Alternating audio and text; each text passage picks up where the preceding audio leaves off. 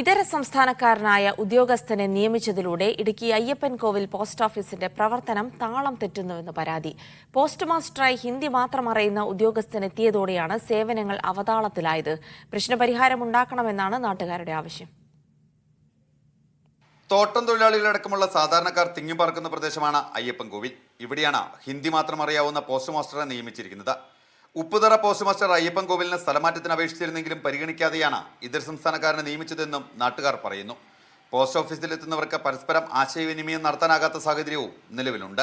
അവിടെ post master Hindi സംസാരിക്കുന്നത് തർജ്ജമ ചെയ്ത് കൊടുക്കാനോ അല്ലെങ്കിൽ അതൊന്ന് മനസ്സിലാക്കി കൊടുക്കാനോ അവിടെ ചെല്ലുന്ന സാധാരണക്കാരായ ജനങ്ങൾക്ക് അതൊന്ന് മനസ്സിലാക്കി കൊടുക്കാനോ ഉള്ള ഒരു സംവിധാനം അവിടെ ഇല്ല.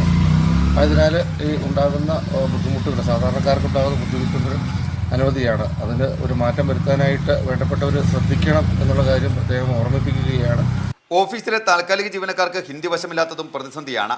പെൻഷൻ അടക്കം പോസ്റ്റ് ഓഫീസ് വഴി ലഭിക്കുന്ന ആനുകൂല്യങ്ങൾ മുടങ്ങുന്നതായും പരാതിയുണ്ട്. അവരെ അവിടുന്ന് അழைക്കുന്നതാ, ഇവിടെ വന്നില്ല എന്നാ പറയുന്നത്. എന്നിട്ട് 2 ദിവസം കഴിഞ്ഞപ്പം പ്രിന്റ് എടുക്കാൻ പറ്റുന്നില്ലെന്നാ പറയുന്നത്.